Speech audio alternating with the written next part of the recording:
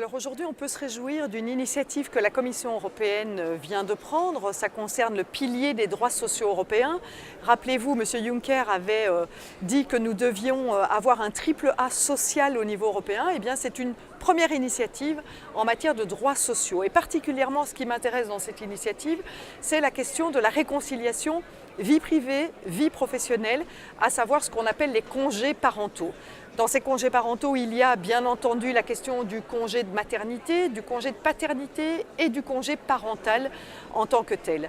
Alors malheureusement, l'initiative prise par la Commission n'ouvre pas le débat sur le congé de maternité. Ça veut dire quoi? Ça veut dire qu'il n'y aura pas d'amélioration de cette directive qui date de 1992 en ce qui concerne la protection des femmes qui sont des femmes enceintes, allaitantes, qui ont accouché, qui ont eu un enfant et qui ont ce congé de maternité qui finalement ne pourra pas être revu par l'initiative de la Commission. Par contre, la Commission vient avec une proposition d'un outil législatif sur le congé de paternité.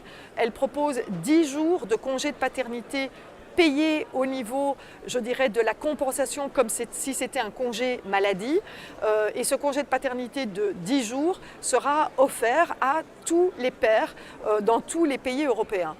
Une deuxième ouverture concerne le congé aidant, ce qu'on appelle le congé aidant, c'est-à-dire un proche qui est malade et qui peut être accompagné, qui est un congé de 5 jours par an, aussi rémunéré au niveau du congé de maladie. Et enfin, un congé parental qui va jusqu'à 12 ans de l'enfant. Et ce congé parental est un congé individuel, ça veut dire que c'est chaque parent qui peut l'avoir, 4 mois, et il ne pourra pas être transféré et il sera surtout, ce qui est l'avancée, il sera rémunéré. C'est la proposition de la Commission européenne. On peut dire que c'est une avancée, c'est une bonne base de discussion aujourd'hui pour nous au Parlement européen.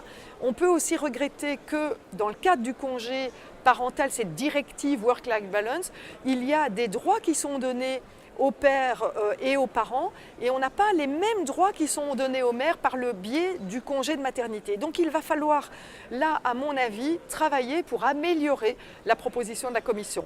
Maintenant, il faudra que le Conseil puisse aussi se mettre autour de la table, parce que là aussi, rappelez-vous, en début de législature, parce que le Conseil, c'est-à-dire les gouvernements nationaux, n'avaient pas voulu considérer cette préoccupation comme étant une priorité, eh bien nous avions dû abandonner tout un rapport qui avait été fait par le Parlement déjà la législature passée. Donc il va falloir mettre les gouvernements devant leurs responsabilités pour faire face aux besoins des familles qui aujourd'hui sont sous pression. On a aujourd'hui des familles en Belgique, mais de manière générale en Europe, qui n'arrivent pas à concilier cette vie professionnelle et cette vie privée, qui sont des familles dans le malaise, dans le mal-être, avec des burn-out familiaux, avec des taux de pauvreté importants.